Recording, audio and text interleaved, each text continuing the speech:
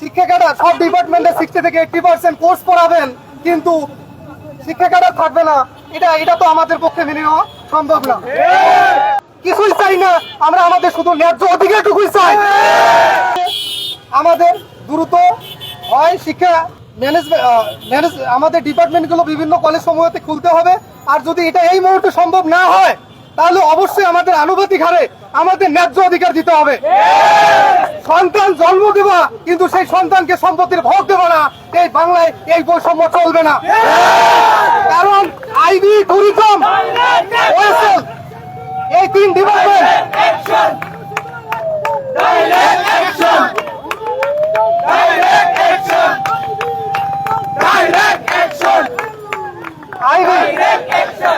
IB, OSL, tourism department এমনি আসে নাই।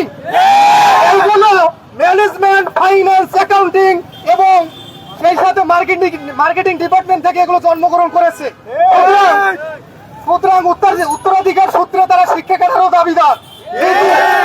এই আইবি, ট্যুরিজম এবং ওএসএল ডিপার্টমেন্টের প্রায় সকল কোর্সেই অ্যাকাউন্টিং পড়ানো হয়ে থাকে অ্যাকাউন্টিং ডিপার্টমেন্টের টিচার দিয়ে, ফাইন্যান্স পড়ানো হয়ে থাকে ফাইন্যান্স ডিপার্টমেন্টের টিচার দিয়ে, সবগুলো থেকে সব ডিপার্টমেন্টের টিচার দিয়ে পড়ানো হয়ে থাকে।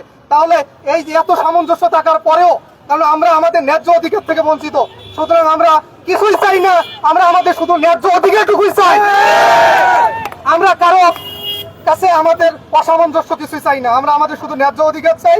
আর সেই সাথে সর্বশেষ একটা কথা বলবো, ইউনিভার্সিটির বা কলেজ সমূহের প্রত্যেকটা ডিপার্টমেন্টে ম্যানেজমেন্ট বলেন, অ্যাকাউন্টিং বলেন, ফাইন্যান্স বলেন, এই ডিপার্টমেন্টগুলোতে শুধু ম্যানেজমেন্ট ডিপার্টমেন্টে শুধু ম্যানেজমেন্ট পড়ানো হয় না, এখানে অ্যাকাউন্টিংও পড়ানো হয়, ফাইন্যান্সও পড়ানো হয়, আবার হচ্ছে মার্কেটিংও পড়ানো হয়, আবার হচ্ছে ট্যুরিজমও পড়ানো হয়। সব ডিপার্টমেন্ট একটা ডিপার্টমেন্টে পড়ানো হয়। তাহলে যদি কলেজ পর্যায়ে মানে ম্যানেজমেন্ট ডিপার্টমেন্টে যে টিচার ধরেন কি নেবে, অ্যাকাউন্টিং নেবে, উনি যদি সরাসরি এই আনুপাতিক হারে যদি ম্যানেজমেন্ট অ্যাকাউন্টিং থেকে এসে শিক্ষকতা করেন, তাহলে স্টুডেন্টরা আরো কি বেটার আউটপুট পাবে এবং জ্ঞানের দরজা আরো ভালো খুলে যাবে।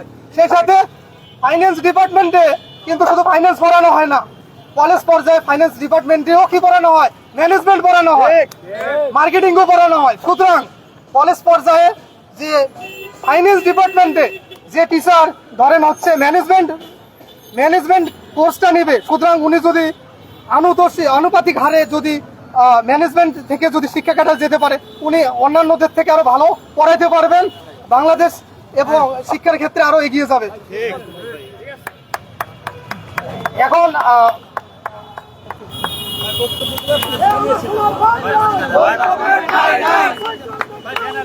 অবশ্যই ন্যায্যতার ভিত্তিতে, ন্যায্যতাটা কিরকম, যেমন ওই নির্দিষ্ট ডিপার্টমেন্টের জন্য কিছু সংরক্ষিত রেখে বাকিটা সবার জন্য উন্মুক্ত করে দেওয়া হবে।